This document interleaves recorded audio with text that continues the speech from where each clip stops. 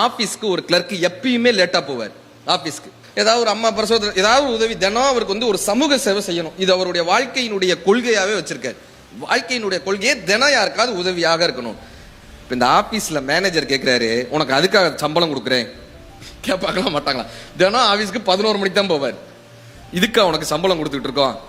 தினம் அவருக்கு மேனேஜருக்கு ஒரு நாள் அவர் ஆபீஸ்க்கு எப்படியாவது சீக்கிரம் வந்துடணும்னு கிளம்பி வர்றாரு. அன்னைக்குன்னு பார்த்து ஒரு சின்ன பையனை ஒரு ஆட்டோ அடிச்சுட்டு போயிடுது. ரத்த வெள்ளத்துல கிடக்கான் அந்த பையன். இவரால் முடியாதுல்ல, வேகமா கொண்டு போய் ஆஸ்பத்திரியில சேர்க்கிறாரு. ரத்தம் கேட்கிறாங்க. இவருடைய குரூப்பும் அதுவும் கரெக்டா இருக்கு.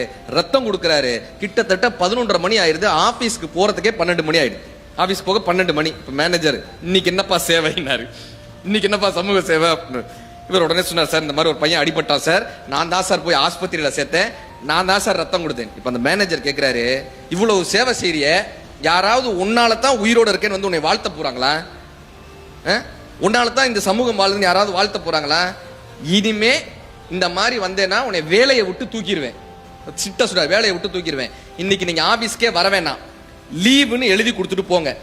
3 லெட்டர் இப்படி லீவ் லெட்டர் வந்துருச்சுன்னா உங்களை வேலையை விட்டு தூக்கிடுவேன்ட்டாரு. இவருக்கு வேற வழியே தெரியல. ரொம்ப திட்டாருன்னு அந்த லீவ் லெட்டர்லாம் எழுதி கொடுத்துட்டு போறாரு. இப்ப நான் வீட்டுக்கு போய் என்ன பண்ண போறேன், அந்த பையனையாவது போய் பார்ப்போம்னு ஆஸ்பத்திரிக்கு போறாரு. அவங்க அம்மா அழுதுட்டு இருக்காங்க. இவர் வந்த உடனே ஓடி போய் அவர் கையை பிடிச்சு சொல்றாங்க, ஐயா நீங்க மட்டும் சரியான நேரத்துல சேர்க்கலைன்னா என் பையனை காப்பாத்திருக்கவே முடியாதுங்க ஐயா.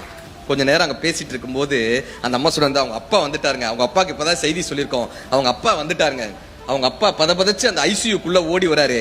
கதவை திறந்து வேர்த்து விறுவிறுத்து உள்ள வந்து பாக்குறாரு. அந்த அப்பா வேற யாரும் இல்ல, லீவ் எழுதி கொடுத்துட்டு போங்கன்னு சொன்னாரு அந்த மேனேஜர் தாங்க அந்த பையனுடைய அப்பா. அவரு கண்ணுல கண்ணீர் மல்க இவரை பாக்குறாரு. காலையில நீ சொன்னியப்பா, ஒரு பையன் விழுந்துட்டான், நான் காப்பாத்தினேன்னு நீ சொன்னியப்பா, அது ஏன் பையன் பான்றாரு. ஏன் பையன்பா, உன்னாலதான் யாராவது உயிரோட இருப்பாங்களான்னு நான் கேட்டேன்லப்பா, உன்னாலதாயா இப்ப நான் உயிரோட இருக்கேன், என் மனைவி உயிரோட இருக்காங்க, என் பையன் உயிரோட இருக்கான், என் குடும்பம் உயிரோட இருக்குன்னு அதுக்கு நீதாயா காரணம்னு அவருடைய கையை பிடிச்சிட்டு மேனேஜர் அழுகிறாரு. இப்ப அவர் சொன்ன வார்த்தை, உங்களுக்கும் உதவி செய்வதற்காகத்தான் நான் பிறந்திருக்கிறேன்னு அவர் சொல்லிட்டு போறாரு.